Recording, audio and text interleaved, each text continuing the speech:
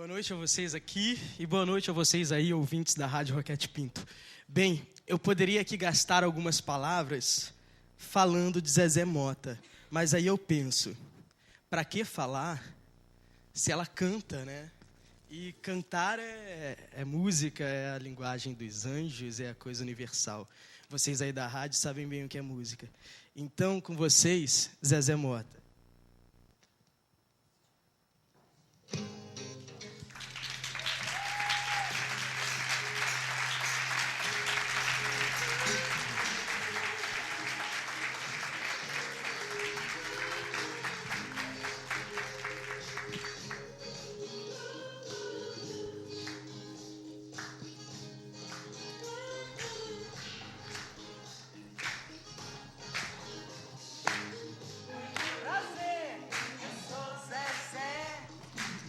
Mas você pode me chamar como quiser. Eu tenho fama de ser maluquete. Ninguém me engana, nem joga confete.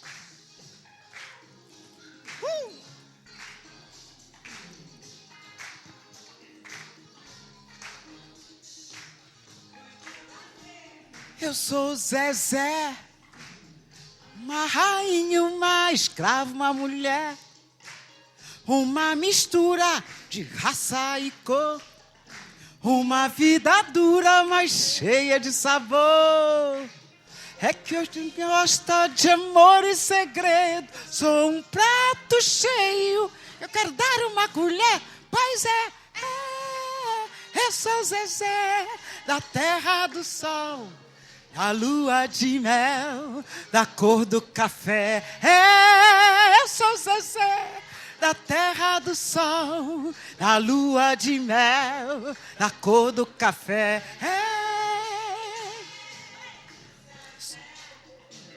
É vinil, gente, não é CD. Como isso quiser. acontece, isso é normal. Zezé, eu vou pedir licença para dar um fade aqui. Enfim, isso aqui foi uma maneira de mostrar para vocês que hoje o projeto Cenas de um Ator talvez tivesse que ser rebatizado para adaptar-se ao tamanho do talento desta mulher.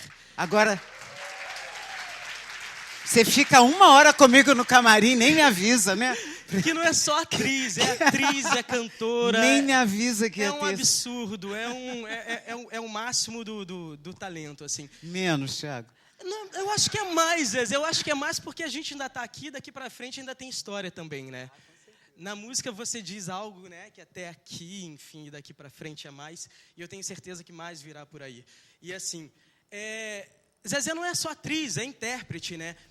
Tá certo que uma coisa deve ajudar em outra, né, Zezé? As coisas se somam. Eu acho sem dúvida, o sem ser dúvida. atriz contribui para ser cantora e o ser cantora para ser Toda atriz vez também. que eu escolho uma música para gravar, o fato de ser atriz, eu não sei se isso acontece com quem não é atriz, acho que não. Eu fico procurando o personagem da música. Sabe aquela coisa, a Rita Baiana? E aí eu viajo no personagem mesmo. Eu estava assistindo Ciranda e Cirandinha, porque foi relançado agora em DVD, e você interpreta uma Postal de Amor. louca. Postal a música de Amor. do Fagner, né? Música do Fagner, Você sabe que a Louca foi uma música que me pegou, assim, me arrebatou. Porque, como eu procuro o personagem, eu interpretei que era uma mulher que tinha enlouquecido por amor. Que eu acho que é. Nunca perguntei. Sim. Aí achei que era isso. E aí eu sempre soube, desde pequena, que uma tia minha tinha enlouquecido por amor e que foi para o hospício, e que aí não quis comer, que não sei o que lá, e que aí também não insistiram muito, que ela acabou morrendo, ou seja, morreu por amor. E eu dedicava essa música para ela. Cada vez que cantava. Cada vez que cantava. Licença, E aí tinha um bênção. refrão enlouquecedor, né? Que era Louca, louca, louca. Louca, louca, louca, muito louca. É linda a música. Meu amor sem cor, velho postal, amor banal, sem nenhum valor. Nessa noite, meu pobre amor de papel, esquece a cor do anúncio lá do céu. E aí fala, aí depois... Aí vem, louca, louca, louca, louca, louca, muito louca, muito louca. Era uma loucura. E aí um dia... Aí tem duas histórias aí. Uma que um dia encontrei com o Fagner, que eu gravei a música, mas eu não conhecia o Fagner. Encontrei o Fagner e falei, Fagner, você sabe que eu dedico aquela música Postal de Amor para minha tia Elza, que eu nunca conheci, mas que eu sei que morreu por amor? E eu estava na casa dele, na varanda, de frente para o Morro Santa Marta. A varanda, dos fundos da casa dele. Aí eu falei, e eu me lembrei disso, e olha que coincidência, eu estou na sua casa e minha tia morava nesse morro. Ele falou assim, não acredito, e ficou todo arrepiado, e ele falou assim, eu fiz essa música aqui, aqui nessa varanda, eu fiz essa letra na varanda. Olhando para o morro onde sua tia tinha morado. Ah. E aí um dia a Marília Pêra foi me assistir e perguntou, ela tinha visto o show no Rio e foi me assistir em Curitiba. Aí falou que, como vai a louca? Eu falei, está babando já. E aí ela estava na primeira fila e eu fiz o show e ela falou, não é que a louca está babando mesmo? Quase que babou no meu colo. Não, mas isso impressiona. Como eu disse, eu assisti e vendo, a gente percebe que uma loucura ali existe. Um olho... O Daniel me convidou para fazer o Ciranda depois que ele assistiu o show. Ah, é? Entendi. Mas então, a musicalidade, ela está sempre presente, né? E como ela surgiu, Zezé, na sua vida, assim? Porque a gente vê que é visceral, que faz parte de você, do seu organismo, da sua pessoa. É verdade. A minha mãe só não é cantora porque o meu pai era muito ciumento e não deixou. Ela tem uma voz linda, ela adora cantar. E o meu pai é músico. E aí, eu sempre digo que eu ouço música desde que estava na barriga da minha mãe, entendeu? Meu pai era músico, que ele já faleceu. E também, assim, minha mãe é costureira, teve um ateliê de costura durante 30 anos. E no ateliê, eu sou da era do rádio, né, Tiago? E no ateliê, a gente costurava o dia inteiro ouvindo rádio. Então, além de ter um pai músico, Caxias, que acordava e treinava, meu pai treinava 2 horas por dia, religiosamente, porque ele era professor de violão também. E, então, além de eu ouvir rádio o dia inteiro, quando meu pai chegava, a gente tinha que desligar o rádio, porque o ateliê era num conjugado, não estou falando de um super ateliê. Quando meu pai chegava, a gente tinha que desligar o rádio, porque ele tinha que treinar as 2 horas dele. Aí ficava lá, 2 horas. E aí e meu pai era um músico erudito e que tocava música popular para sobreviver. Então eu tenho essa viagem desde sempre por osmose, por já todos os caminhos da isso. música. Eu me lembro que meu pai que me descobriu cantora, porque ele chegava em casa e eu falava, pai, a Nora Ney gravou uma música. Aí começava a cantar música. Aí ele falava assim, quantas vezes você ouviu essa música? Eu falei, sei lá, 2 ou 3. Ele falou, e você aprendeu a melodia e a letra? Aí ele descobriu que eu tenho bom ouvido. Que é fundamental, né? Que é fundamental, né? Tem uma homenageada, uma convidada que daqui a pouco, né, vai falar mais sobre isso. Glorinha Botimilha, que sem ouvido, né, Glorinha? Nesse projeto. Sem ouvido não dá para cantar, né? Voz todo mundo tem, agora tem que ter ouvido. Aí ele me descobriu cantora. Você citou aí a Nora Ney, que ouviu pelo rádio. E há pouco você também gravou um CD em homenagem a Elisete, não é? Quais as outras influências, Zezé, contribuíram assim, para esse Ângela Maria, né? Marlene. Naquela coisa de Marlene e Milinha, eu era Marlene. Na boa. Nessa época aí que você ouvia o rádio em casa no ateliê... Ellen de Lima, nossa, tinha muita gente. Nessa época você ainda se chamava Maria José Mota. A Zezé nasceu quando? A Zezé nasceu assim, na primeira peça que eu fiz, eu ainda era Maria José, Roda Viva. Aí na primeira peça, Roda Viva. Aí em Roda Viva eu conheci Marília Pêra. Uhum. E aí eu já estava enturmada e achei que eu tinha que mudar de nome. E aí eu fiquei na dúvida, porque eu deveria ter um Oliveira também. Quer dizer, a minha família é Oliveira Mota. Aí fiquei na dúvida e fiquei Maria Mota, Maria, um monte de histórias. E aí Marilyn, minha comadre querida, que me disse, não, Zezé Mota que é sonoro. E aí ficou. Entrou no ouvido de todos e chegou ao coração. A Marília fez parte de muitas fases da sua vida, né, Zezé? Ela é importante nessa sua trajetória, né? Sem dúvida. A Marília é minha amiga, minha irmã e minha comadre. E ela, eu estava vendo aqui nesse DVD, La Femme Enchantée. Tem depoimentos da Marília e do Grande Otelo que falam da Zezé com muito amor e carinho ali. A gente vê que... do André Vale, do querido O André Vale, André adoro Vale, o depoimento dele. que também estava no Roda Viva, né? Também, eu conheci o André no Roda Viva. Falemos de Roda Viva. O André, por exemplo, ele diz nesse depoimento: eu gostaria que a Zezé fosse diferente, que ela pensasse um pouco mais nela. Mas aí, se ela fosse diferente, não seria ela. Adoro isso. Não é? Então, falemos de Roda Viva, que trouxe todas essas pessoas, você, André, e te pôs em contato com Marília, com Zé Celso Martinez Correia. Como é que foi participar desse... que não era somente uma peça de teatro, né? Foi um acontecimento necessário e importante para o país e para o momento que o país vivia, né? Roda Viva foi, assim, um bilhete de loteria na minha vida. Eu estava me formando no tablado, e aí tinha aquela peça, aquela montagem, né, de final de ano. E aí a Maria Clara montou uma peça chamada Miss Brasil, e era uma história muito louca, que o pai da Miss Brasil, da candidata, de uma das candidatas, proibia ela de participar do concurso, que dizia que aquilo não era coisa de família, e aí entrava o meu personagem em cena substituindo, e aí era assim, o patrocinador era um biscoito, que eu não me lembro qual era, uma marca de biscoito. E aí virou biscoito de chocolate. E foi uma coisa muito gostosa. Ganhava o concurso? Oi? Vencia o Miss Brasil? Se era meu personagem que vencia? Mas não. Se não era um grande erro da Maria Clara, que me perdoe. Eu acho que não. Mas foi muito, muito bom ter feito. Eu me lembro que meu nome era Rita, e eu cantava uma música que era assim: I am a Rita of America. How do you do? Merci beaucoup. Por onde passo tem sururu. Sou negra internacional, sem complexo racial.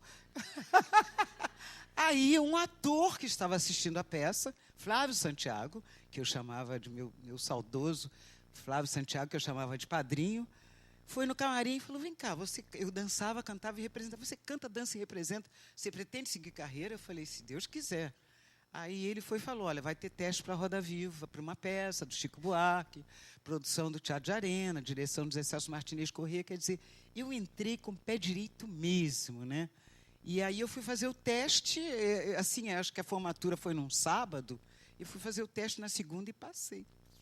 Maravilha. E o Roda Viva, eu estava lendo alguma coisa a respeito das turnês que a peça fez por São Paulo, por Porto Alegre, e se enfrentou muita coisa, né, Zezé? Roda Viva realmente foi um marco, né? Porque era uma peça revolucionária, né? Em que foi muito perseguida, né? Em plena ditadura, e que era considerada uma peça subversiva. E a gente está falando aí de 1968, não é? 1968, A gente começamos a ensaiar no final de 67, 68.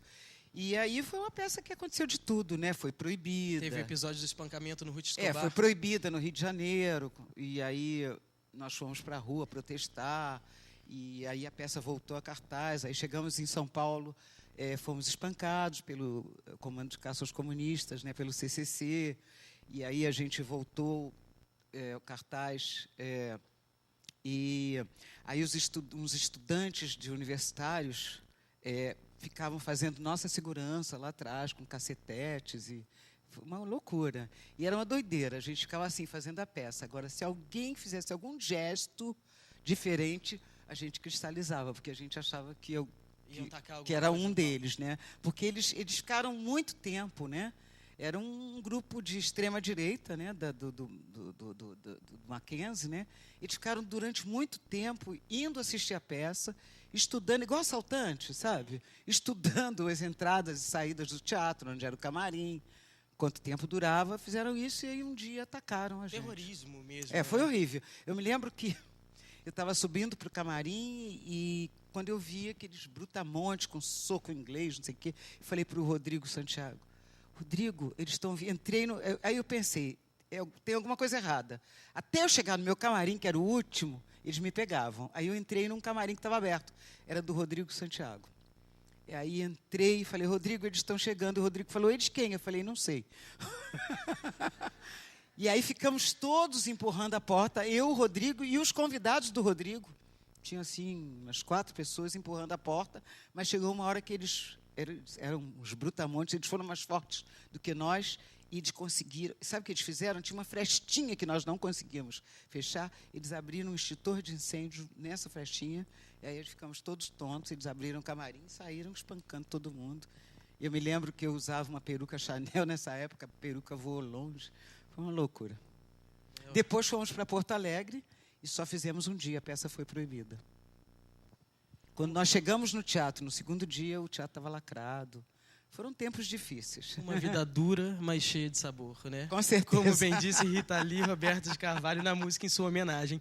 E não é a única, não é, Zezé? Eu estava pesquisando outras músicas que foram feitas para você. Você é uma musa inspiradora. O Moraes Moreira fez Crioula, que eu adoro. Né? Uhum. Quando eu penso nela em forma de canção, imagino um som que revele o tom da cor da sua pele. Crioula, crioula. Lindo, né? Eu acho que te percebem ao longe, assim. É pela voz, é pela figura, é pelo sorriso, pelo brilho que você tem. E talvez isso alimente os outros artistas e poetas a fazerem e criarem, não só em sua homenagem, mas em homenagem a Mas isso deve acontecer com muitas atrizes, né? Deve ser uma coisa que faz parte do show business. Não sei, Zezé. Não sei. Mas e essa passagem? Você falou da sua estreia, que não foi uma estreia qualquer, foi essa estreia marcada e talvez assinada, carimbada, quase a sangue, né? Uma coisa visceral. Eu ainda tive a sorte de, assim, na estreia do Rio, a protagonista era Marieta Severo, que também foi uma coisa emocionante, porque Marieta tinha sido minha amiguinha com 3 anos de idade. Ela morava num prédio que um tio meu era porteiro, e que eu passei uma temporada lá. E aí eu brincava com a Marieta, aos 3 anos de idade. Depois se viu no palco. É. Que louco. E aí, quando eu estreiei Roda Viva, eu sabia que eu tinha tido uma amiga de infância, porque depois eu fui para o colégio interno com 6 anos, a gente nunca mais se viu. E eu estreiei com 21. Eu nunca me esqueci que eu tinha tido uma amiga de infância chamada Marieta. Mas, quando eu estreiei aos 21, eu não podia imaginar, né? Aí, no dia da estreia, a mãe da Marieta falou assim, como é o nome daquela atriz lá que faz o coro, né? Que eu, na Roda Viva, fazia o coro, que era o mais interessante, que a gente tinha vários personagens, né? Uma hora era mendigo, outra hora era estudante, outra hora era policial, era um barato. Aí a Marieta falou, Maria José de quê? Maria José é a Motinha, sobrinha do Sebastião, que foi porteiro durante 30 anos lá no prédio. E aí aconteceu uma coisa muito bonita, que toda vez que eu falo eu me emociono, porque eu não lembrava que ela era Marieta e ela não lembrava que eu era a Maria José. E aí, quando a mãe dela descobriu, a gente se deu um abraço em Roda Viva, no camarim, sabe, um abraço para sempre. E toda vez que a gente se encontra, a gente se dá esse abraço. Então, é uma coisa muito bonita. Um reencontro, né, da vida, que não deve ter sido por acaso.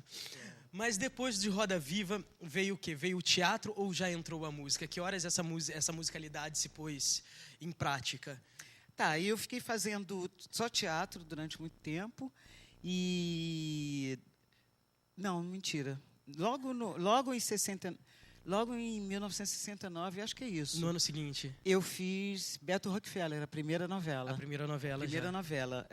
A Marília Pera me indicou para o Braulio Pedroso e eu fiz a primeira novela e eu me chamava Zezé mesmo. E foi uma novela bárbara, que o Braulio, que era politicamente correto, sempre foi, de vanguarda, não sei o que, ele falou, olha, estou te convidando para fazer uma empregada, mas não é uma empregada qualquer que vai só servir cafezinho e abrir porta, não.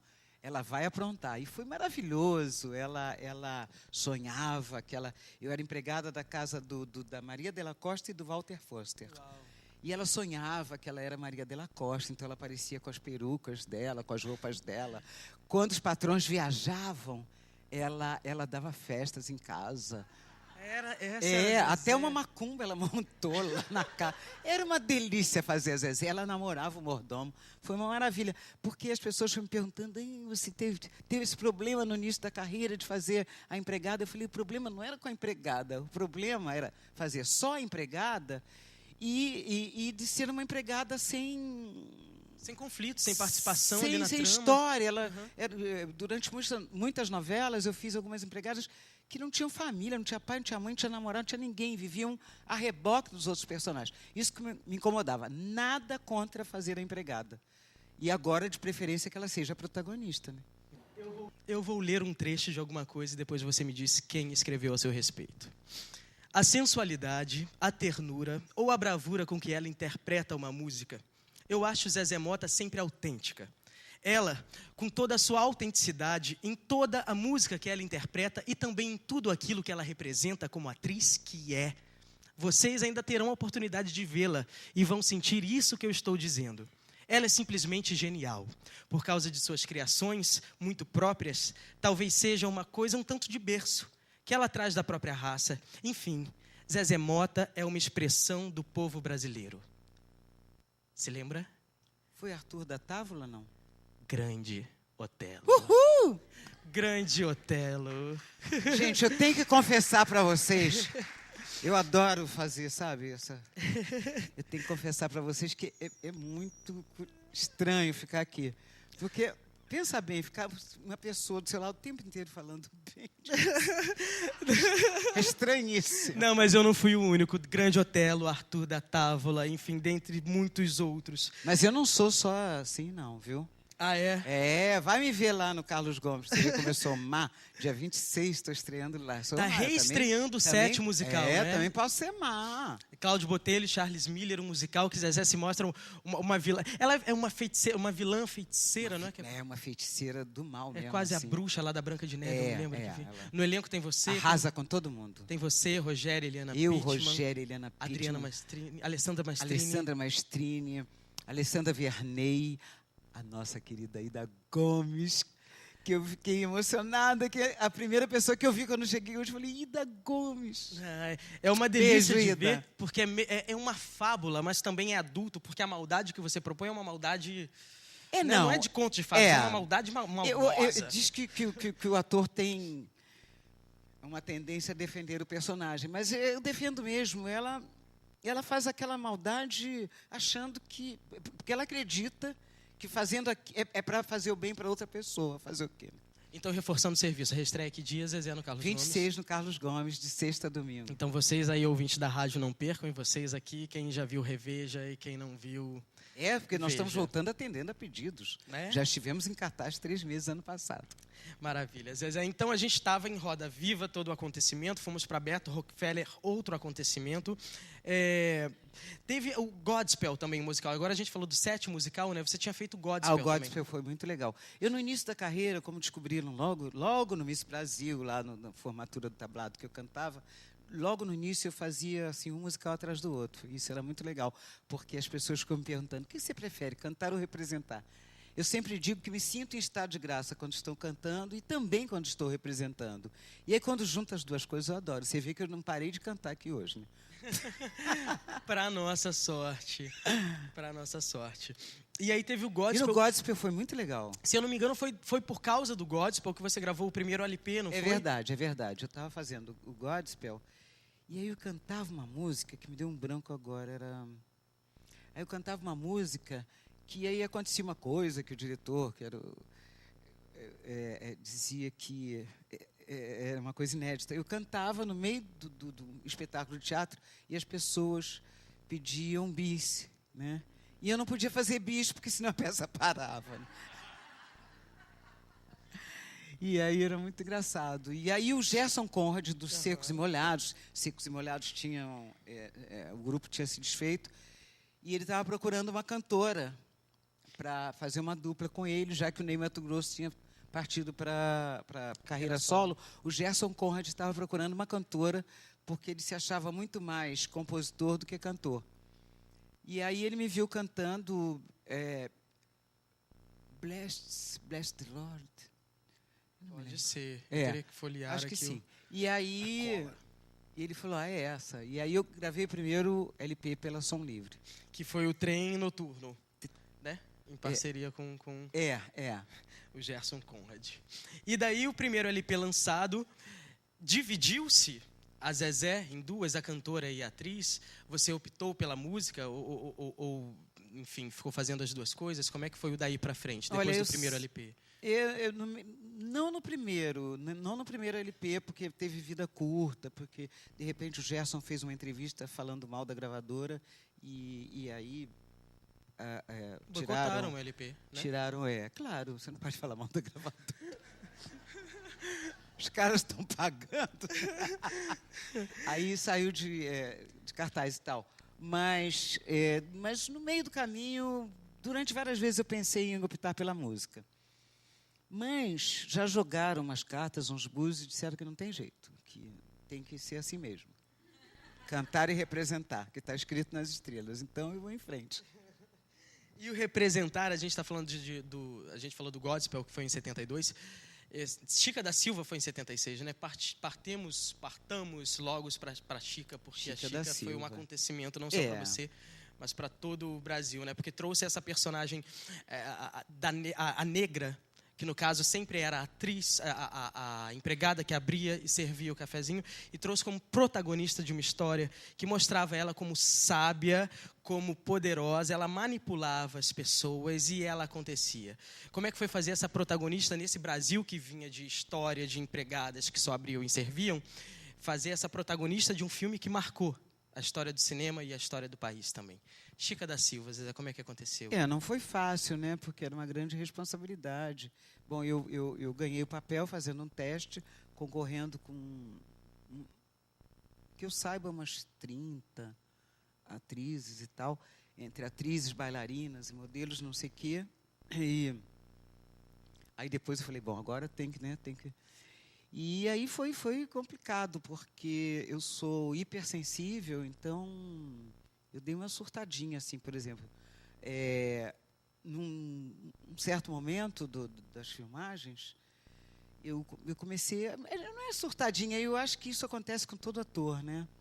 Eu comecei a sonhar que as coisas não estavam dando certo, que eu estava esquecendo o texto, e não sei o que lá. E comecei a não dormir, pensando na cena do dia seguinte, que eu não tinha encontrado ainda a solução, o tom, não sei o que lá. Aí fui ficando estressada, né? E também tinha uma coisa que era você sair de coadjuvante para protagonista e você falar, eu quero... Antes de você dizer o quê, todo mundo já estava correndo para...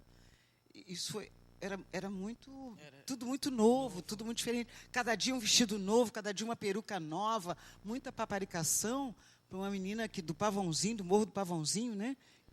Que meus pais, quando vieram para o Rio de Janeiro, eu nunca sei o que é Pavãozinho, qual que é Cantagalo. Mas o que é para o lado de Copacabana. Meus pais, quando vieram para o Rio, eles foram morar lá, né? E eu só fui lá para o prédio da Marieta porque eles tinham que trabalhar e eu não podia ficar em casa sozinha. Então, eu fiquei 3 anos morando lá com esse meu tio, que era porteiro lá no prédio da Marieta. Então, era muita coisa, entendeu? Assim, eu falava, saía todo mundo correndo, entendeu? Porque era a ordem da produção. E como é que uma atriz não deixa que o entorno interfira no seu trabalho, no seu processo de criação e execução? Como é que a gente abstrai esse entorno, porque Zezé? Porque é engraçado como o fracasso faz mal, mas o sucesso também é complicado. Não é, não? A gente está até mais acostumado com o fracasso, né? O fracasso a gente espera, porque o eu fiquei medo estressada com o sucesso, entendeu? Passei no teste, aí todo mundo, tapete vermelho, não sei o quê, todo mundo correndo e fazendo todas as minhas vontades, eu fiquei meio estressada com isso. Mas aí chegou um ponto que... bom, eu fui parar num médico lá em Diamantina, e o médico falou assim, olha, às vezes você está precisando de uma folga para ela baixar a bola, para, sabe, cair na real, não sei o quê, porque ela está estressada com tudo isso. Eu me lembro, por exemplo, que uma das pessoas que são responsáveis, claro, o personagem, tudo é responsável pelo sucesso de Chica da Silva, mas o meu saudoso Carlinhos Prieto me ajudou muito, porque chegou uma hora que eu falei para o Prieto, eu estou em pânico, se eu pudesse, hoje eu diria para o Cacá, olha, dá esse papel para outra pessoa. Aí o Prieto falou assim, mas qual é o problema? Eu falei assim, muita coisa. Ele falou assim, eu só tenho uma coisa para te dizer. Você tem que, para fazer essa mulher acontecer, você tem que ser maior do que o cenário, que era Luiz Carlos Ripper, né? Aquela coisa, né? grandiosa, poderosa, colorida, não sei o quê. Você tem que ser maior do que o cenário, e maior do que esse figurino, e maior do que essa peruca que eu estou colocando em você, e você tem que ser mais do que essa personagem. Você tem que vencer tudo isso, e aí você vai conseguir fazer uma Chica. Aí eu falei, deve ser assim. Você estava em Diamantina, né? Você tinha essa ambientação eu real. Eu morei lá 3 meses. O lugar onde Chica viveu, né? E transitou também. Então tinha essa verdade para buscar, né? E essa Chica como é que surgiu? Porque ela talvez não tenha vindo só numa leitura, né? Como é que se cria um personagem desse que tem uma verdade aqui na nossa história, né? Eu tive muita sorte, porque o Cacá Diegues estava para o cinema como o Avancini para a televisão. Então, a gente fazia um exercício de buscar o signo do personagem, o orixá do personagem, o olhar do personagem, o andar do personagem, o registro da voz, que é importante, né, Glorinha? Qual é o registro desse personagem? Então, quando você pega um diretor assim, e você realmente tem disciplina e se dedica, não tem erro, né? Não tem erro. Eu me lembro quando eu trabalhei com a Avancini, por exemplo, quando eu fiz a Mãe da Chica, né? Olha que loucura, a Mãe da Chica. Isso foi um acontecimento, né, Zezé? A Mãe da Chica. Um dia o Avancini me chamou lá, me deu um carão e falou assim, cadê a Maria? Sumiu, cadê a Maria? Porque nós tínhamos combinado qual era o olhar da Maria, qual era o timbre de voz, qual era o andar da Maria, qual era a postura da Maria, entendeu?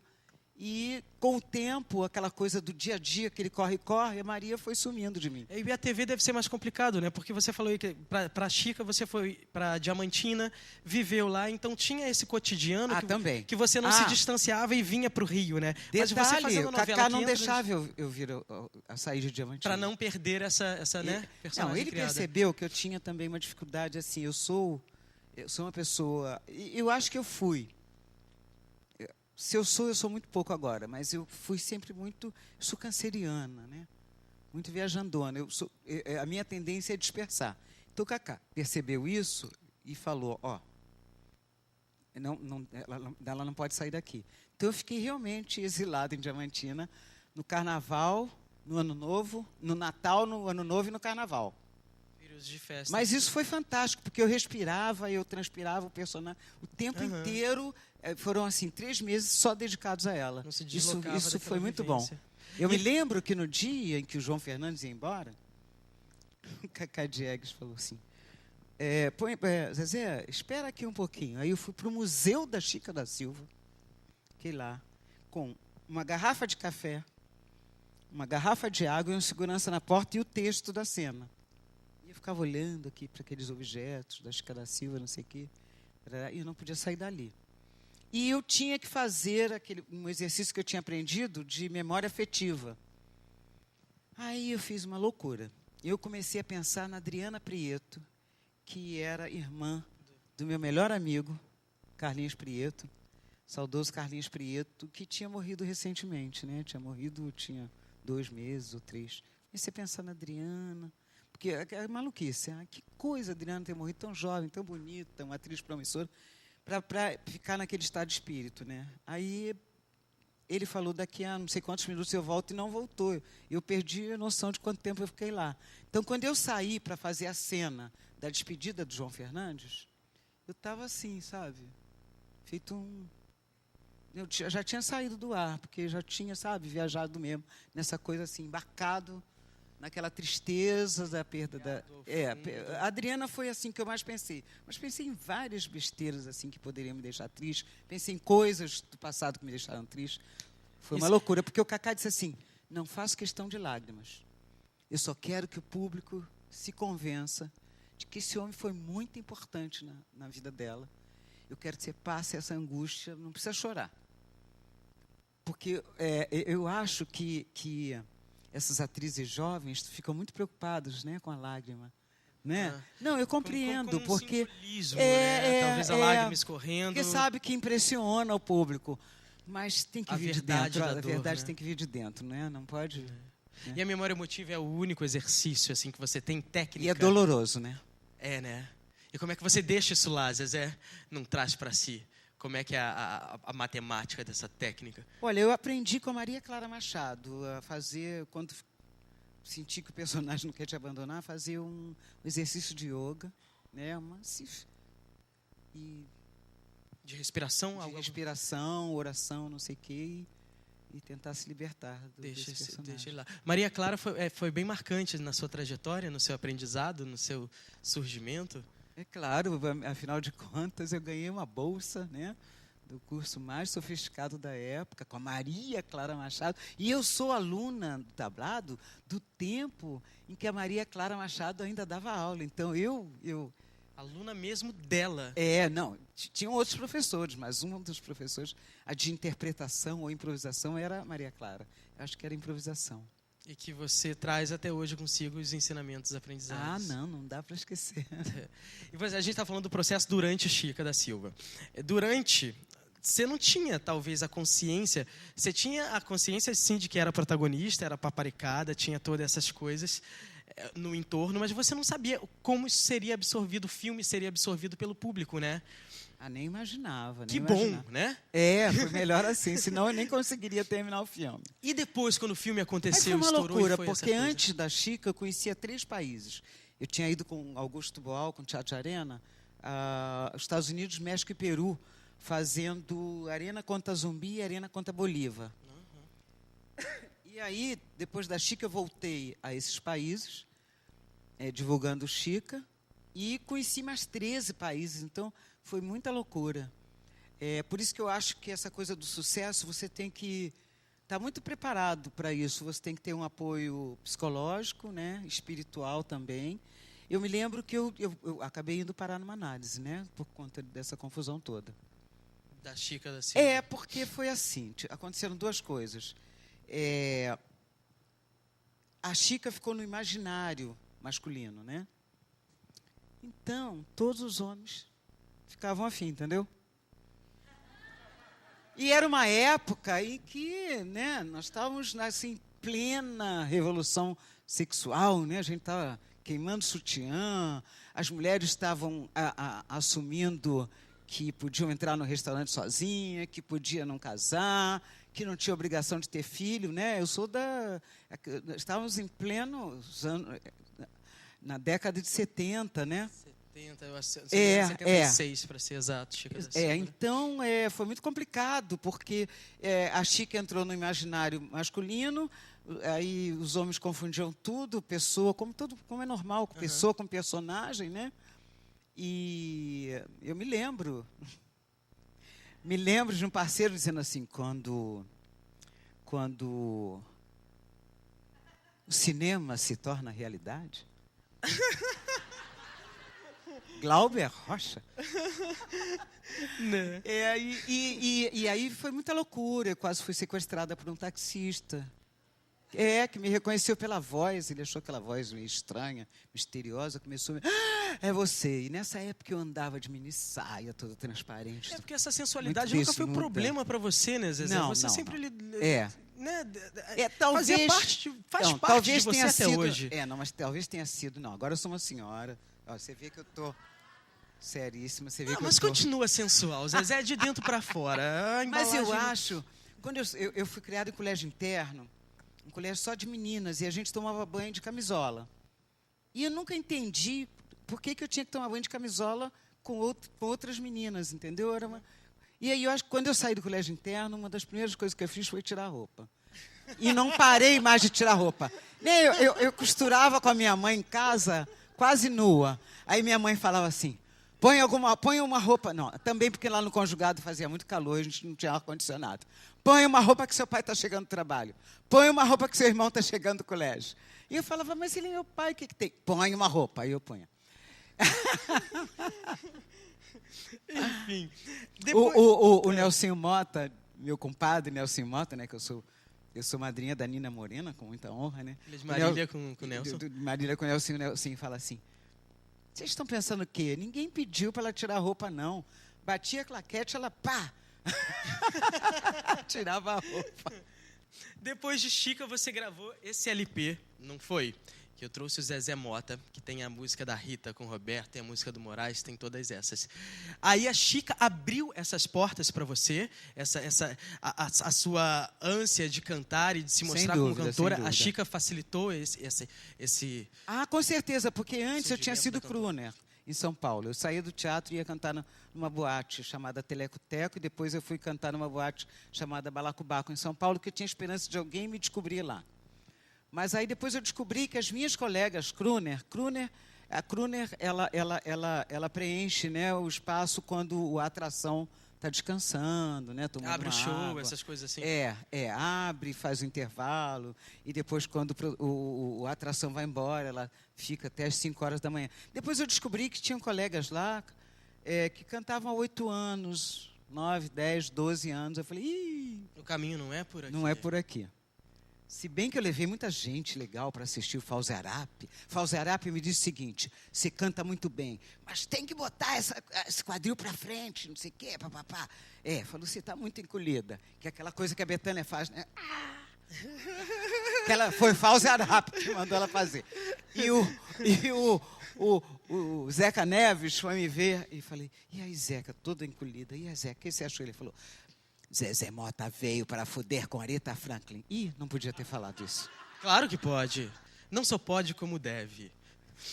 Você estava falando dessa coisa do quadril para frente, ela vem em cena, Zezé, porque foram alguns depoimentos que eu ouvi e vi no DVD, La Femme Enchantée, de pessoas dizendo que ficam impressionados com a sua transformação em cena, que você na sua vida é uma pessoa, não sei se tímida é a palavra, porque timidez talvez limite uma postura, mas que você é muito mais reservada do que a Zezé que sobe em cena para cantar ou a que se mostra como atriz. Que fermento que entra aí na escadaria que leva ao palco para essa transformação acontecer? Eu concordo com alguns atores e atrizes que dizem que baixam santo. Só tem essa explicação. Porque, olha, eu me lembro, por exemplo, de ter assistido um desfile da Vila Isabel, quando a Vila Isabel ganhou, em 1988, eu acho. Foi. Em que eu faço a dandara, né, de Palmares. Gente, quando reprisaram o desfile, que eu olhei, aquela louca. Sabe? Falei, gente, essa sou eu? Então, é uma coisa assim, a gente fica meio possuído mesmo. Você trouxe a Dandara agora para o nosso papo. A Dandara também foi um personagem bem marcante, né? Essa cena dessa atriz, Zezé, que interpreta Dandara em Quilombo. O que essa personagem trouxe para você, assim, na trajetória, no crescimento, talvez até religioso, né? Espiritual, enfim. A Dandara foi importante em vários departamentos, mas eu daria destaque para o seguinte: quando o Cacá Diegues me convidou para fazer a Dandara, eu li o roteiro e vi que a Dandara não sorria nunca. Aí eu falei, Cacá, tem certeza que esse personagem é para mim? Eu não me imagino o tempo inteiro sem sorrir. Ele falou, não, eu sei o que eu estou fazendo, você vai fazer muito bem. E realmente a Dandara não sorri. Ela sorri uma vez no filme. É quando ela encontra com o Zumbi dos Palmares e ela diz, eu vi você nascer. E aí ela abre um sorriso. É o único momento no filme. E aí depois eu descobri que o Cacá tinha toda a razão, que é legal, né, Ida Gomes, para o ator, fazer o oposto do que você é. Eu vivo sorrindo, e aí fazer uma mulher que não sorri nunca é um exercício. Oi, você está aí? É um exercício maravilhoso, né, Ida? Você falou da Vila Isabel Escola de Samba. Você já foi enredo de escola de samba também, não é, Zezé? Já. Como era o nome? Peraí, está aqui. Zezé, um canto de amor à raça. E tinha um refrão que eu adoro. O talento corre mares, corre chão. É Zezé nos braços da multidão. Olha que lindo. Nossa. E atravessar a avenida como folião já é uma emoção grande. Enorme, eu acho que só que naquele dia eu falei. E ser homenageada com um enredo e uma escola atravessando. É uma loucura. Naquele dia eu falei, eu não sofro do coração, senão eu teria tido um piripaque ali. É uma emoção forte também, né? Mas não é a única. As emoções fortes fazem parte da sua história, né? Às vezes esse pulso firme que você levantou quando falou de Roda Viva, que eu levanto agora para exemplificar, faz parte da sua trajetória também, não só como atriz, mas como pessoa. A gente estava conversando ali embaixo no camarim, você é uma cidadã muito consciente, uma pessoa consciente do seu papel na sociedade, não só como artista, mas no que você pode somar a essa sua carreira artística para contribuir e transformar a sociedade, digamos. Você criou o CIDAN, não é? O Centro de Informação e Documentação do Artista Negro, fundado, eu acho, em 84. Que trazia Grande Otelo e todos os grandes atores, e atores também jovens, iniciantes negros, num banco de dados. É importante, é claro que é importante, mas então falemos dessa importância que tem na carreira de um ator, a consciência social e política, porque eu acho que ser artista também é contribuir. Né? Com certeza. Essa ideia do CIDAN surgiu quando as coisas deram certo para mim. Eu fiquei viajando feito uma louca e tal, e quando eu voltei, eu olhei em volta e falei, cadê todo mundo? E aí percebi que éramos muito poucos atores negros em cena, né? E tínhamos também uma coisa de revezamento. Quando eu estava em cena, não tinha lugar para Neuza Borges, porque somos contemporâneas. Quando a Chica estava em cena, não tinha lugar para Ruth de Souza. E por aí caminhava a humanidade. Falei, gente, tem alguma coisa errada aí. E aí me deu vontade de fazer alguma coisa. E aí um dia eu li num jornal que estava acontecendo um curso de cultura negra no Parque Lage, ministrado por uma antropóloga, por acaso negra, saudosa Lélia Gonzalez. E também eu estava com o seguinte problema. Chica da Silva tinha estourado a boca do balão e todo mundo vinha me perguntar o que você acha de você, uma atriz negra, né, fazer uma protagonista, não sei o que lá. Você foi porta-voz, né? Numa mídia que não dá muito espaço para o negro, não sei o quê. E eu tinha alguma inquietação dentro de mim, mas eu não tinha um discurso articulado. Aí eu fiz esse curso de cultura negra no Parque Lage e Lélia Gonzalez, logo na primeira aula, na aula inaugural, falou, eu sei por que vocês estão aqui. Mas vou logo avisando, não temos mais tempo para lamúrias. Temos que arregaçar as mangas e virar esse jogo. Isso nunca me saiu da cabeça. Então, foi muito bom, porque esse negócio também de ficar reclamando, é muito chato, né? Então, foi legal, porque eu fiquei com uma fixação de parar de reclamar e fazer alguma coisa. E um dia, acho que eu recebi uma iluminação, criei o CIDAN, que é uma página na internet, quer dizer, antes era só um banco de dados com fichas, agora é uma página na internet, cujo endereço é www.cidan.org.br. E nós do CIDAN, quer dizer, foi um grupo do Movimento Negro Unificado contra a Discriminação Racial, quem criou o CIDAN, e a gente está muito feliz de ter feito a coisa certa, como diz o filme do Spike Lee, porque hoje em dia não se faz nada com artista negro, nem em publicidade, nem em teatro, nem em cinema, nem em TV. Quando quer encontrar uma carinha nova, se consulta o CIDAN. E também quando não encontra os veteranos. Teve uma atriz que foi procurada para fazer um filme, e aí ela não pôde fazer, aí ela falou assim, não, mas ligou no dia seguinte, que pena, não posso fazer, mas eu quero indicar alguém. Vocês aceitam? Aí eles falam, não, nós já estamos em contato com o CIDAN.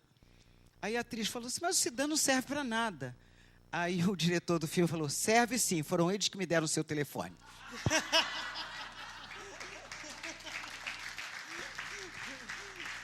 Então, o CIDAN não serve só aos iniciantes, mas aos veteranos também. É porque tem uma coisa, o cara se separa, ou a mulher, aí o produtor liga, fulano está, porque tem um negócio de um filme, aí a esposa, que foi abandonada, ressentida, fala, não sei de fulano e tenho raiva de quem sabe. E aí o CIDAN tem a função de achar para o novo endereço do cara que abandonou a mulher ou vice-versa. Além do CIDAN, você também leciona, né? Dá aula. Sou uma maluca. Não, eu não dou aula, não. É assim... Lá na UERJ? Não, o CIDAN eu chamo que tem um filho, que é a arte de representar dignidade. Porque aí, de repente, eu pensei assim como eu não tinha dinheiro para fazer um curso de teatro, quantas pessoas estão sonhando com isso, né? Perseguindo um sonho sem conseguir chegar lá. E aí nós criamos no CIDAN um curso itinerante que acontece nas comunidades. Primeira vez foi na UERJ, durante 4 anos, já estivemos no Cantagalo, já estivemos na Gamboa e ano passado na Cruzada São Sebastião. Esse ano estamos sem patrocínio, mas se Deus quiser a gente volta ano que vem, porque o Ministério do Trabalho já está assinalando um apoio para o curso. É um curso itinerante para adolescentes de baixa renda que queiram se formar em atores.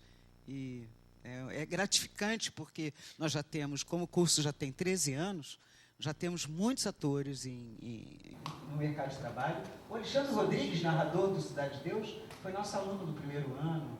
E eu recebo e-mails da Alemanha. Eu estou aqui na Alemanha fazendo visto do rosário. É uma loucura. Eu tenho um cara na Suíça fazendo circo e por aí vai. Como que você recebe, Zezé, essas notícias assim? Eu choro, né? Eu sou canceriano, aí choro. Que maravilha, né? Porque vê que... Canceriano e de Oxum, aí choro muito. Você está contribuindo, né? Está semeando, está fazendo a sua parte. Fazendo mais que o meu dever. Retribuindo pelos outros o que fizeram para ti um dia. Você falou isso, eu tive uma analista que diz mágico. que... Eu tive uma analista, a Bia Kuhn, que diz que eu estou devolvendo a bolsa do tablado para esses meninos. Que ótimo. Bem, tablado, Maria Clara Machado, Zé Celso Martinez Correia. Nessa sua história aí também tem Gianni Rato. Com certeza. Né? Você foi dirigida pelo Gianni numa peça, se eu não me engano, os papéis foram invertidos. Você e Beatriz Segal, não era? Assim, qual era o nome verdade. Da peça? Foi em Fígaro. Fígaro, Um Dia Muito Louco. Eu fazia a Condessa de Almaviva. Uma experiência muito interessante, e a Beatriz Segal pintou o cabelo de louro. Foi uma atitude muito bacana dela, porque ela era dona do Teatro São Pedro e ela topou essa proposta do Gianni Rato. Ela pintava os cabelos de louro e ela fazia criada. E como é que essa sociedade de 1972 recebe essa inversão de papéis assim, postos ali? Nós tínhamos debates depois do espetáculo e de vez em quando a coisa ficava séria, o bicho pegava mesmo, porque muita gente achava ridículo, é apelação.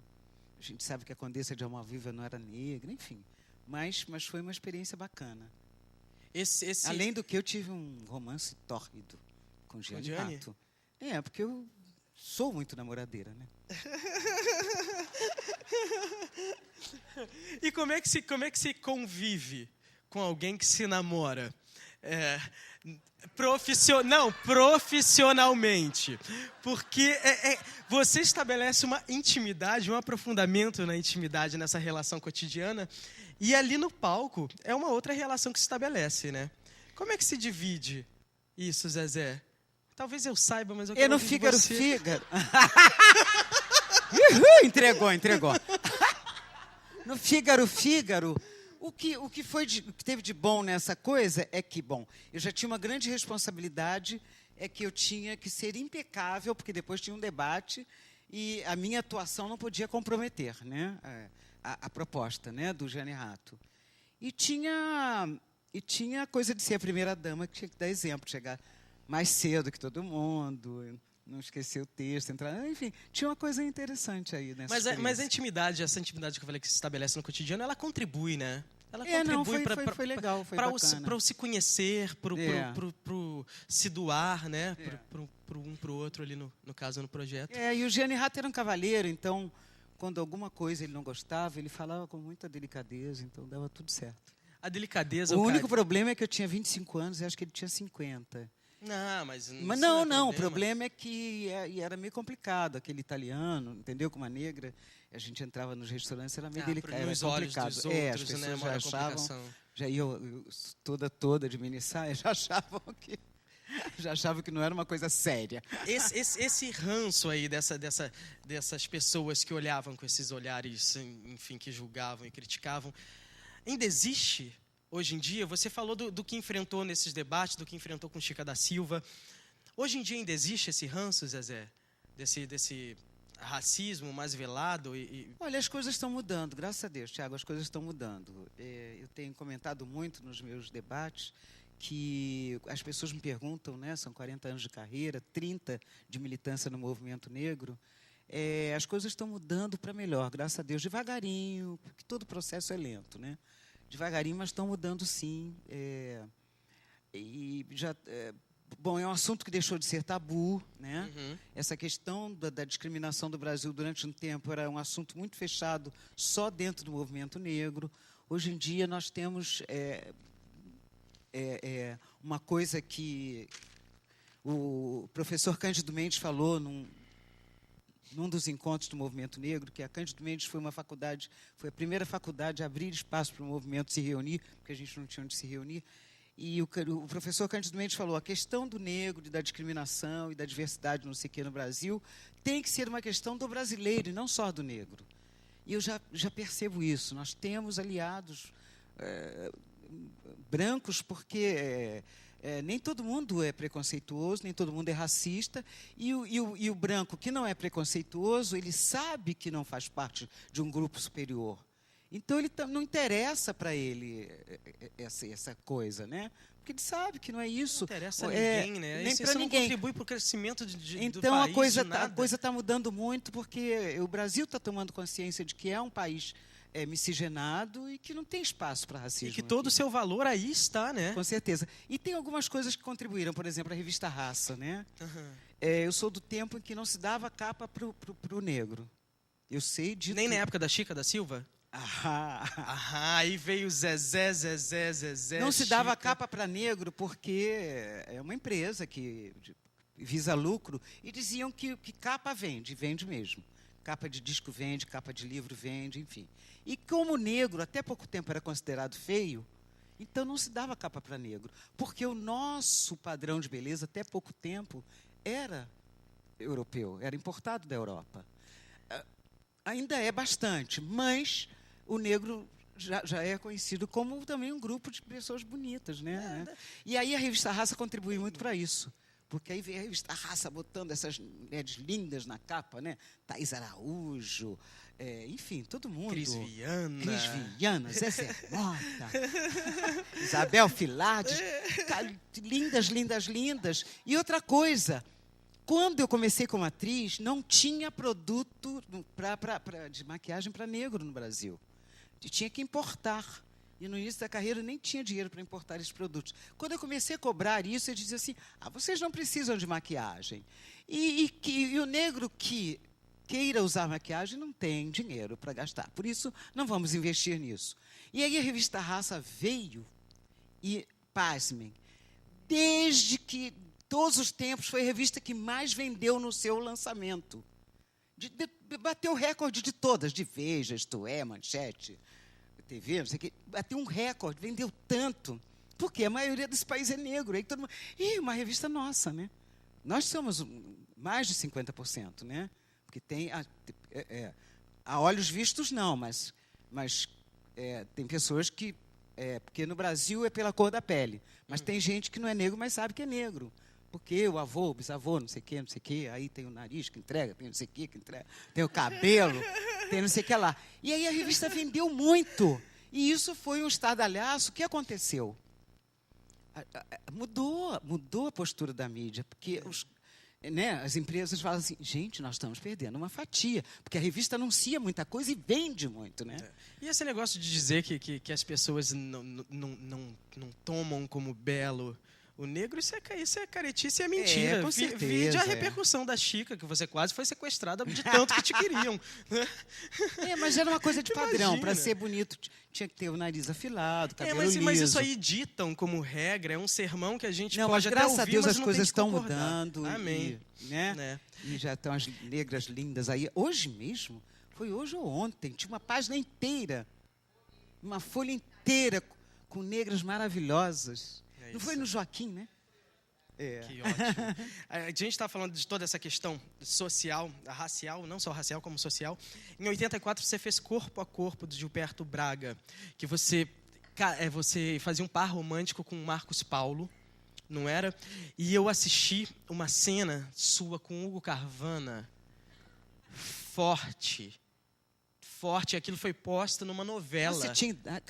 Não, eu assisti no seu DVD... Fica aí a dica, La Femme Enchantée, Zezé Mota. Esse DVD é muito rico, assim, porque não só te apresenta, mas te apresenta dentro de um contexto que faz Esse parte DVD de toda foi a nossa feito história. para Deixa eu mostrar a capa. TF1 na França, né? É. Sobre a minha vida. E aqui que tem Grande Otelo, aqui tem o André Valle, aqui tem essa Marília cena de Pêra, corpo a corpo, Joel Marília Rufino, Pêra. E todos falando de você, como eu disse Mas antes, não é com muito muito fácil de carinho. achar esse DVD. Não, é como eu te disse, eu vi um numa banca na Paulista. Então garimpem aí, né? Como se garimpava ouro em Minas. Mas então essa cena, corpo a corpo, Tô boba! corpo a corpo, 84, você vindo trazendo esse discurso, essa coisa necessária de se ouvir, mas que para se dizer precisava de uma coragem. Que aí vem a coragem do Gilberto Braga. vem a sua coragem também de enfrentar esse personagem, como você disse na época da Chica, as pessoas que assistem levam o personagem. E da própria TV Globo que comprou a barra, né? Porque foi uma loucura. Claro, é ousadia, mas é como eu disse, uma ousadia necessária para o crescimento. E como é que foi você enfrentar viver esta personagem e enfrentar todo esse entorno, que não seria fácil, né?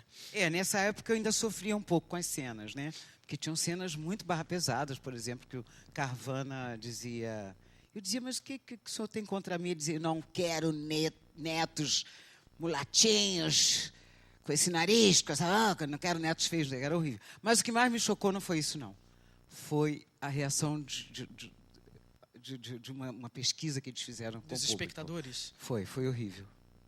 Tipo o quê? O que vocês acham? Aí tinha por exemplo, uma empregada doméstica dizia assim, eu desligo, eu mudo de canal quando esse casal aparece beijando, eu não acredito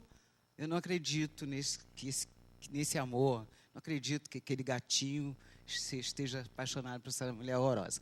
Aí teve um cara que falou assim, eu fico pensando se o Marcos Paulo está precisando tanto de dinheiro para aceitar essa humilhação. Nossa.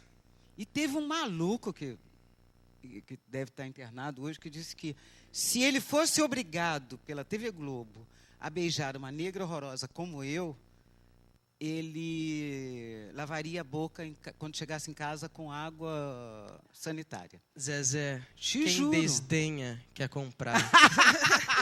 Ele devia estar querendo te beijar muito. Estava querendo me pegar, você? E para aumentar o cordão, agora a gente vai ter a honra de receber aqui nesse palco uma mulher, uma doadora, porque ela foi citada por todas as entrevistadas aqui como quem contribuiu para o crescimento artístico e para a carreira de cada uma delas. É a fonoaudióloga Glorinha Boitmiller, que está aqui presente. É um prazer ter você aqui. Opa! Que delícia. Glorinha, seja muito bem-vinda. Que linda. Mas linda. Seja bem-vinda. Honra de ser homenageada no dia. Obrigada, a honra é minha, Glorinha. Glorinha, Não tem que trocar com ela. Não, podem ficar. Eu peço só para falar. Eu peço que você me ajude, porque você exemplifica bem o que a Glorinha representa, que é trazer o vocal, que é necessário para a interpretação também, né, Zezé? Por você ser cantora, por você ser atriz. E Glorinha trabalha a voz, mas através da voz contribui para a interpretação como um todo. Eu lembro aqui de Irene Ravache, no depoimento dela falando... Foram muitas que falaram de você, Glorinha. A gente estava faminto pela sua presença e por te ouvir. A Irene, eu lembro que ela falou que ela entrava em cena e abria o roupão de um jeito que ela se mostrava. E ela falou que foi fazer a cena para você e abria. Aí você perguntava, mas o que você está fazendo? Estou me mostrando, mas você não vai se mostrar enquanto não abrir esta mão. Não é? Então fale da importância da voz, desse canal, desse veículo vocal que contribui até na ponta do dedo, Glorinha. Todos nós temos uma história, então vou contar a minha. O objetivo da minha vida começou a partir de 1960.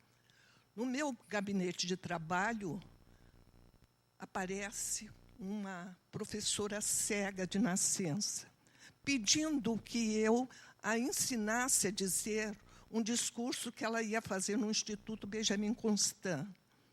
E que ela não era uma pessoa mutilada, apenas não enxergava.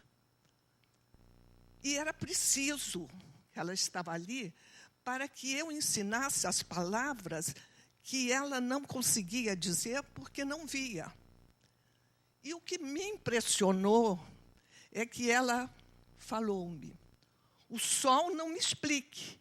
Eu vejo o sol porque o sol tem calor, mas a lua não sinto, não sei. Naquele momento eu disse: é um problema de pele.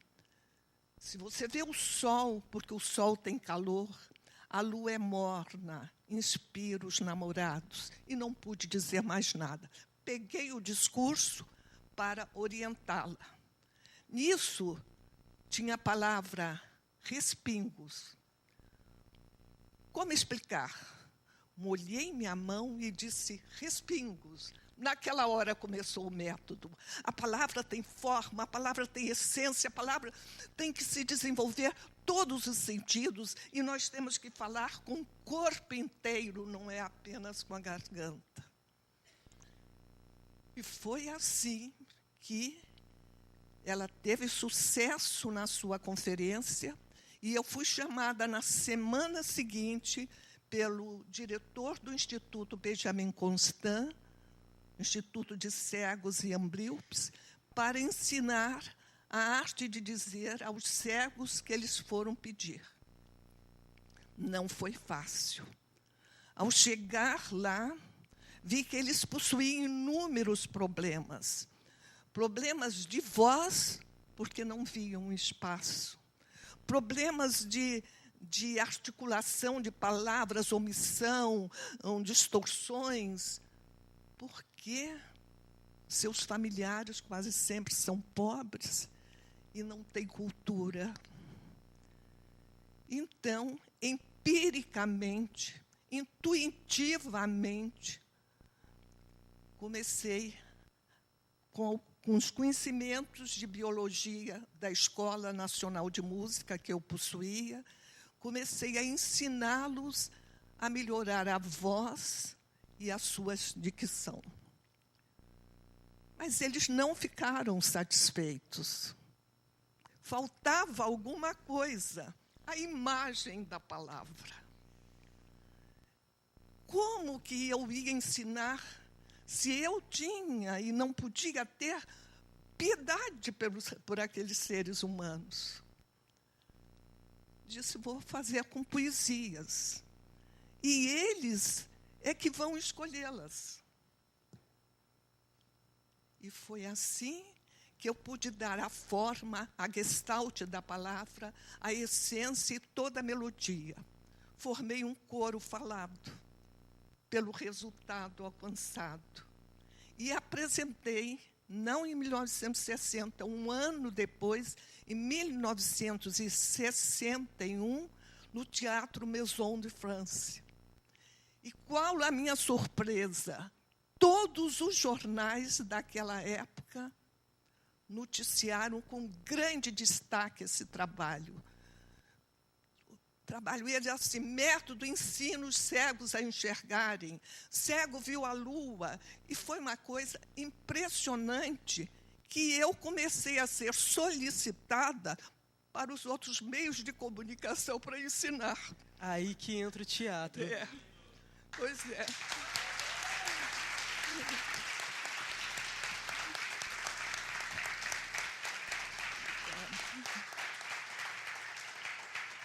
E o que aconteceu? Em 1964, a repressão, fui ensinar na escola de teatro da FEFIEG, hoje Unirio, a cadeira de expressão vocal como assistente de Dona Lília Nunes. Lembra-se?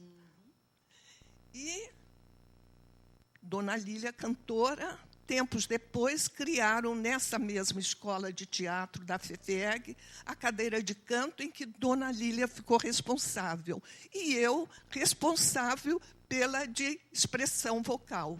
O que aconteceu? Passei a dar aqueles, naquela época eram muitos revoltados, aqueles meus pupilos, hoje grandes atores, o que eu ensinava aos cegos. Os movimentos de corpo, a articulação, os textos com a imagem. E ninguém perdia a minha aula e eles iam cada vez mais tendo um melhor relacionamento humano. Pelos resultados apresentados, registrei esse método em 1972, dando e batizando o nome de espaço direcional em homenagem aos cegos.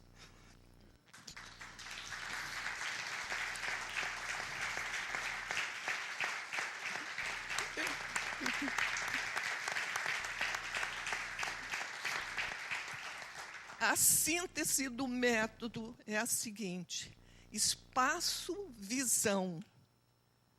Visão, tato à distância. Devemos tocar sonoramente as pessoas por meio de um abraço sonoro. Isso foi em homenagem aos cegos.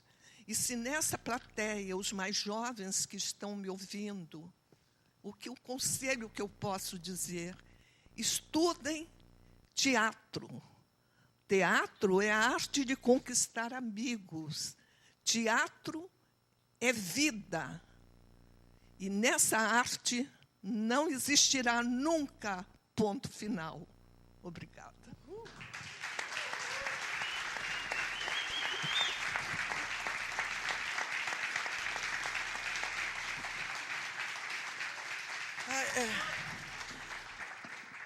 Mágico. Aqui. Pediram que eu falasse apenas 5 minutos. E aí, Algum louco e pediu eu aí isso. disse ao Montenegro, você sabe que um soneto bem interpretado, que dá as maiores mensagens, leva 1 minuto, então eu vou dizer 5 sonetos. A gente vê que os seus sonetos, Glorinha, tem muito do coração. Eu acho que desde esse seu primeiro trabalho, você depositou amor, afeto nisso que você faz. E você estava me dizendo ali embaixo que o amor é fundamental para esse trabalho que requer a sensibilidade e o contato direto com essas coisas. Sentimentos e sensações fazem parte do método. E falamos com o corpo inteiro, não pode ser apenas com a garganta. E o corpo, nós temos as regiões emocionais que se espalham pelo corpo. Sempre nós devemos sentir o coração, o estômago, o intestino e todos os órgãos internos que nos ligam à emoção. E o que é emoção? É ar, é vida, é movimento.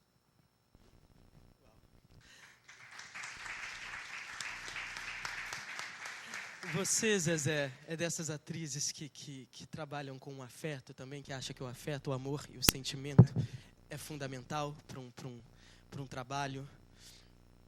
Sem dúvida. Lembra que eu te falei que... Eu falo isso para os meus alunos. Aliás, eu esqueci de dizer, você perguntou se eu dou aula de teatro, eu não dou, não. Lá na minha aula de teatro, que eu trabalho com os meus alunos é direitos humanos, que é uma coisa que... Eu acabei, no governo Fernando Henrique, eu fui conselheira dos direitos humanos. Eu fui conselheira dos direitos humanos e acabei tendo que ler muito sobre isso. Então, para os meus alunos, eu não dou aula de teatro. Mas eu trabalho com eles autoestima, conscientização, direitos humanos. Agora, por que eu estava falando isso, eu já não me lembro. O que você me perguntou? Do processo de se trabalhar com afeto, de se o afeto é fundamental no processo de trabalho. Tá. Pois é. Eu me lembro que eu meio que... Talvez porque lá você ame e exercite esse amor, tem que ser, amor, né? Sim, eu falei sobre isso quando eu disse que os atores jovens estão muito preocupados com a lágrima, quando, na verdade, a lágrima, tudo bem, é bom, causa impacto, mas tem que realmente vir de dentro. Então, para vir de dentro, tem que sentir mesmo, né? Já vieram muitas, Glorinha, com lágrimas de crocodilo, com lágrimas que não vinham desse ar, desse sentir? Eu costumo dizer que eu vejo as pessoas com a virgindade espiritual, embora possuam defeitos. Então, não me pergunte isso, que eu sempre vou procurar encontrar o que aquela pessoa tem de bom. E sempre tem.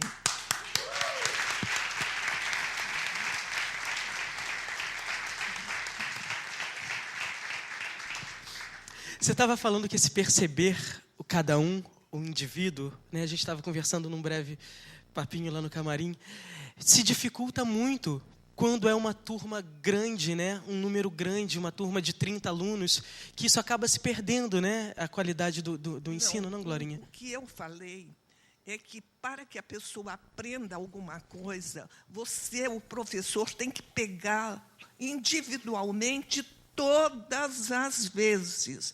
E uma turma de 30, com o horário da aula que nos é permitido, não se consegue fazer isso. E eu não gosto.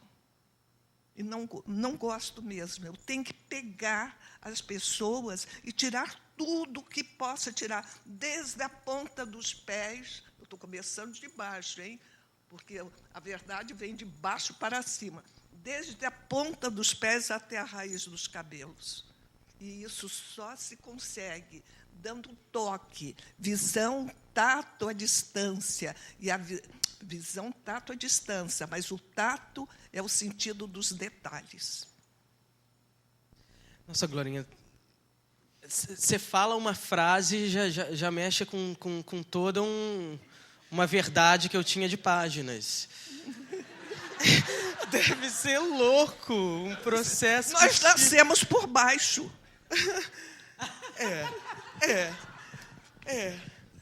Que maravilha, Glorinha. Agora eu acho que os que estão aqui, que estiveram em outros papos, entendem o quão importante você é. Obrigado por estar aqui mesmo. Obrigado mesmo. Então, o meu abraço amigo a todos vocês, Montenegro Raman, que me deram de presente a noite de hoje, ouvindo a vida maravilhosa de Zezé.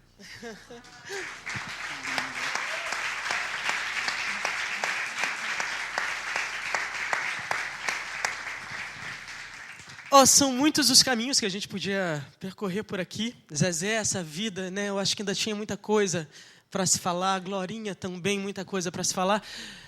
Então, a gente vai abrir para vocês as curiosidades de vocês, que devem ser muitas, que aqui estão. Então, vamos agora abrir para as perguntas da plateia. Esse é o momento que a gente derruba essa parede, se é que ela existe, a gente empurra ela lá mais para trás. Então, quem tiver alguma pergunta a fazer, fique à vontade, você faz parte dessa história também.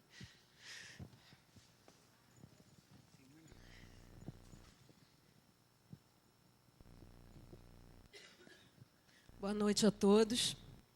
É um prazer enorme estar aqui e participando desse encontro, né? A minha pergunta para Zezé é a seguinte. Você tem muitos anos de experiência. Nós aqui ouvimos dos outros artistas vários conselhos e sugestões para os atores. Acabamos de ouvir a nossa querida Glorinha também falando coisas maravilhosas.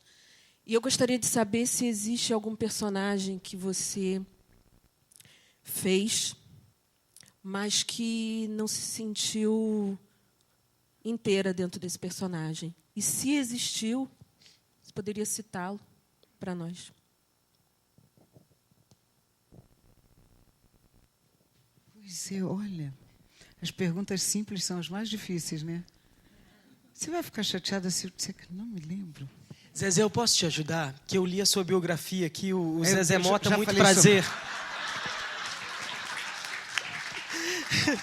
Aqui você fala da Carolina, a personagem que você viveu num curta-metragem, que era uma catadora, que você falou que ela chegou para você num processo meio louco e que você sente que esse encontro tem que acontecer. Tem que haver um reencontro, não tem essa história? Ah, tá. Não, mas eu tinha a impressão que ela estava querendo saber se eu não gostei de fazer.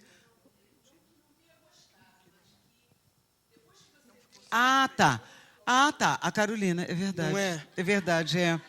A Carolina foi o seguinte. Ela me pareceu muito rica. Foi um não é, documentário que eu fiz sobre uma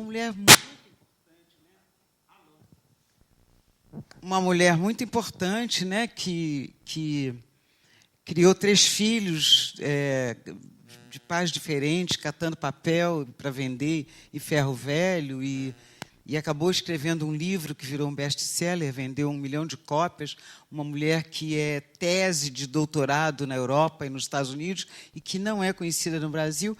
E aí, de repente, me convidam para fazer um documentário sobre essa mulher. E eu estava muito ocupada, fazendo uma novela. Eu não me lembro qual era a novela, mas que eu gravava de segunda a sábado. E aí eu tive que gravar o documentário em um domingo, num único dia de folga, um domingo só. Era o último dia que eles tinham o espaço para filmar. E eu tive que filmar nesse domingo, e cansada. E, assim, se eu disser que eu estou mal no filme, é falsa modéstia, mas eu sei que eu teria feito melhor se eu não estivesse tão cansada, se não fosse um dia da minha folga, se eu tivesse segura do texto. E a Carolina fala, né, porque ela escreve muito, né? Então o personagem fala muito, então eu fiquei um pouco frustrada. Mas aí o Luiz Antônio Pilar tem um projeto de fazer o longa-metragem da Carolina, e vamos ver, né, o que acontece. Que eu, conhecendo a história dela aqui através de você, eu estou ansioso por ver esse longa, porque esse livro que a Carolina procure publicou, o livro, esse documentário é baseado no Quarto de Despejo da Carolina. que eram diários Você encontra dela. pela internet. A cada dia que ela voltava da rua, depois de catar o papel para sustentar a sua família, esta mulher escrevia um diário, relatando o que via, as abordagens, os preconceitos que sofria. Então, é uma vida muito rica. Muito. E ela era uma visionária, né? Ela falava coisas Deve ter sido que não tomada combinavam como com louca, uma né? semi-analfabeta, né? Deve ter sido tomada como louca, né? Por muitos no meio da rua. E ela foi descoberta de uma maneira muito curiosa. Um político fez lá na favela dela um parque de diversões, às vésperas das eleições, é claro. E aí ela desceu do morro e viu os adultos, Glorinha, brincando num parque de diversões, com o brinquedo das crianças. Ele falou: vocês não podem fazer isso, nós não temos dinheiro para fazer um parque. Então tem que preservar esses brinquedos para nossas crianças. E eles não saíam. Vocês vão quebrar o balanço, vocês vão quebrar. Isso não foi feito para o peso de vocês. Eles não saíam. Aí ela disse assim: eu vou botar vocês no meu livro. E aí tinha, olha que coisa, tinha um jornalista fazendo uma reportagem sobre aquele parque de diversões. E falou: que livro? Ele falou: umas bobagens que eu escrevo. Aí o cara falou: posso ver? Aí foi no barraco dela, ela tinha 16 cadernos já escritos, e que foi o que virou o Quarto de Despejo. É uma história linda. E ela vendeu 1 milhão de cópias. Tem traduzido em 17 idiomas o livro. Mais alguém? Zezé, eu sou Chagas, sou o pai da Quitéria, e gostaria de saber mais um pouco de você sobre... Você é produtora, diretora, empresária. Eu sei que você recentemente esteve gravando um filme lá em São Paulo, né? Um pouco mais de você. Você, mulher brasileira. O que o senhor quer saber?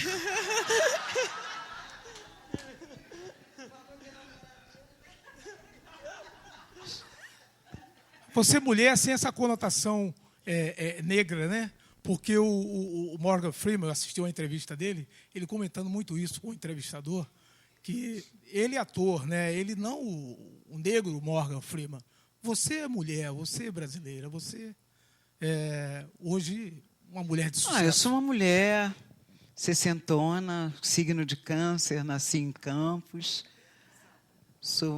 Me considero realizada porque eu faço o que eu gosto, sou muito animada, namoradeira, coisa horrorosa. Já casei 5 vezes, tenho 5 filhas de coração. Carlinha, um beijo da mamãe que eu devo ir. Você veio, minha linda.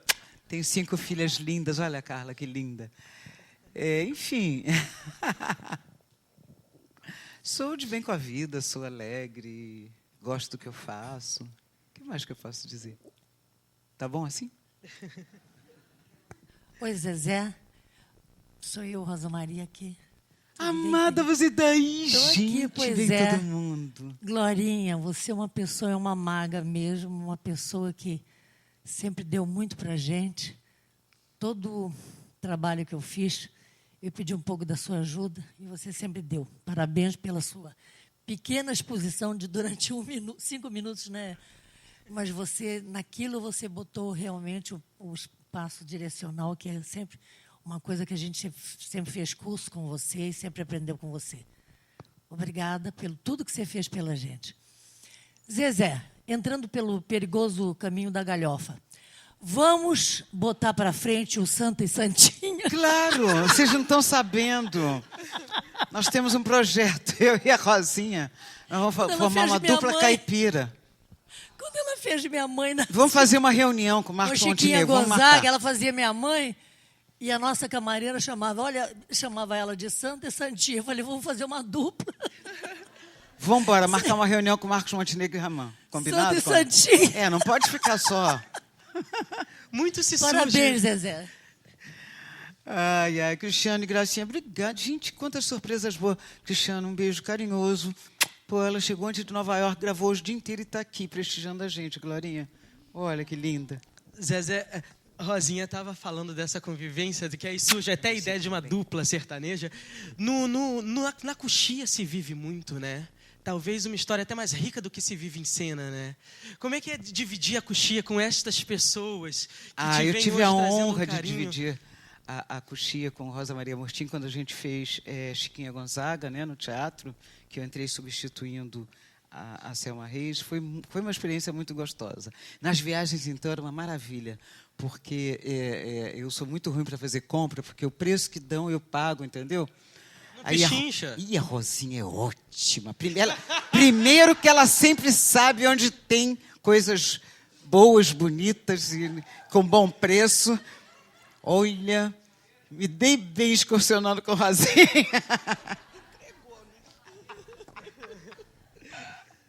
Zezé entregou você, hein, Rosinha? Mas ela que está certa, né? Se você pode conseguir um preço melhor, por que vai pagar mais caro? Tutia. Oi, Zezé, a Totia. Oi, beijo, querida. Glorinha. Obrigada pela presença. Foi muito bom escutar, está sendo muito bom escutar tudo que você está falando, mas a minha pergunta agora é para a Glorinha.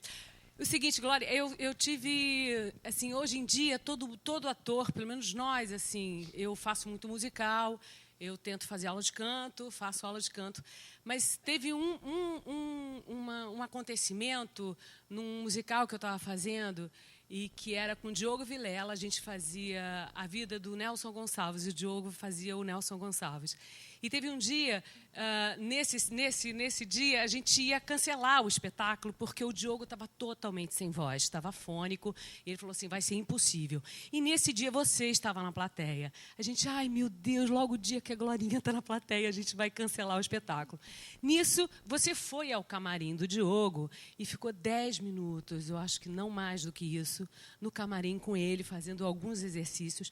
Aí você saiu do camarim e falou assim, tudo bem, ele vai fazer o espetáculo. Eu falei, gente, ele falava assim. Eu falei, como que ele vai conseguir fazer o espetáculo? Foi todo mundo, ai, meu Deus, e agora? E ele fez um brilhante espetáculo, cantou lindamente bem. Eu falei assim, meu Deus, o que é esse método que você fala, não só da palavra, mas que usa tudo e que coloca tudo num lugar... que a gente consiga fazer e que ele conseguiu fazer o espetáculo brilhantemente. Fale alguma coisa sobre isso para a gente. Amor ao ser humano. Mas eu quero dizer a vocês que quando eu pego um trabalho desse, como o do Diogo, ele já foi meu aluno muitas e muitas vezes. Então, eu já conhecia todas as dificuldades e tensões do corpo do Diogo. Por isso que foi resolvido. E eu tenho que agradecer que o Ítalo Rossi me batizou como pronto-socorro vocal dos artistas.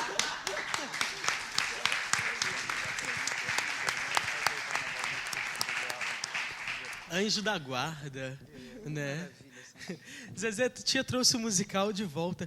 Você, por cantar e atuar, você se sente mais realizada quando faz um musical? Quando está no palco atuando e cantando junto? Com certeza. Sempre me perguntam se eu prefiro cantar ou representar. Eu sempre digo que me sinto em estado de graça quando estou cantando, porque adoro, e me sinto em estado de graça quando estou representando. Então, quando junto as duas coisas, é uma maravilha. Mais alguém? Oi, sou eu, Quitéria Chagas. Glorinha, você é a emoção e o sentimento em pessoa. Eu estou espantada aqui. Você consegue mexer com a gente profundamente. Eu estou emocionada, todo mundo também. E a minha pergunta é para Zezé. Zezé, qual a sua orientação e que você daria para os jovens atores, principalmente para compor os personagens? Qual a sua dica? Bom, eu recebo muitas cartas, eu sempre digo assim que tem um segredo. Perseverança, né? Porque não é fácil, né? E uma coisa que eu aprendi com a minha comadre Marília, disciplina. Sensibilidade, disciplina, amor, né? Pelo que, olha, a Glorinha pode falar também um pouquinho. Não, é que ela falou, ela não. Não, mas é legal poder responder. Mas se somam. É que o teatro, se a pessoa faz com amor, é a carreira que dá maior relacionamento humano. Daí eu ter criado, não foi só para os cegos, o abraço sonoro. O que é o abraço sonoro? É que, em comunicação de massa, todos os direitos são iguais. Então, esse envolvimento vai sendo onde tem ar, a vida, e vai levando a todos os ouvidos que querem receber. É só isso. E a vaidade, Glorinha? Bota no saco e joga fora? Porque ela também é presente nessa... Eu sempre digo que vaidade, o ator não pode ser manequim. Olhem para mim. Transformem a sua vaidade em orgulho. Orgulho de ser. Orgulho é algo de dentro para fora.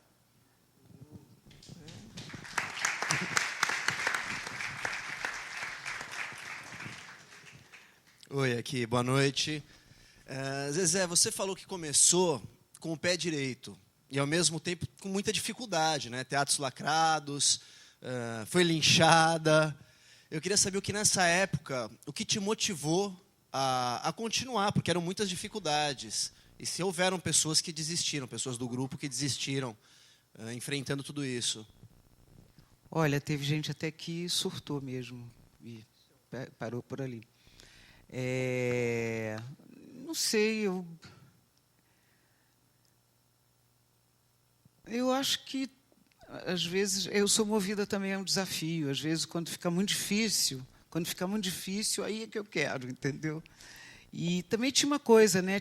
Porque ali tinha a coisa da atriz sendo proibida de exercer o seu ofício, e tinha a coisa da cidadã brasileira consciente de que não era que a ditadura do governo nenhum tinha o direito de cercear, né, o seu espaço enquanto atriz, enquanto profissional. Então, sabe, essa coisa, não, vamos vencer essa demanda. O próprio Zé Celso devia fomentar essa coragem com certeza, em vocês, né? Com certeza. Mais alguém? Então, a gente aproveita o momento. Sim, a gente aproveita o momento para dar a palavra ao Montenegro, que vai dar um recado a vocês. Eu não podia deixar de encerrar essa noite e agradecer a Cláudia Lira, ao Leonardo Franco, que compraram nossa ideia. Chegamos hoje à 10ª edição. Agradecer a minha equipe toda, meus produtores, ao meu sócio, meu irmão de sempre, a todos os meus artistas que nos prestigiaram nessas noites, a todos que participaram, a todos que foram os entrevistados e entrevistadores. E é com muita alegria que eu anuncio no dia 12 de janeiro, se eu não me engano se é 12 ou 15, dia 12, né? O início da 2ª edição do Cenas de um Ator, com Bibi Ferreira, Marília Pera, Francisco Coco, Paulo Goulart, Mauro Mendonça, Sete Bruno, e assim Eva Tudor, Ana Rosa, Sueli Franco, e convidado especial Camila Amado. E nós iremos fazer mais 3 ou 4 edições. E Glorinha, muito obrigado. Realmente, sem palavras para dizer a sua sabedoria, que Deus lhe ilumine, mas tenho certeza que com Zezé muito nos abrilhantou, mas você fechou com chave de ouro o nosso projeto. Muito obrigado de coração.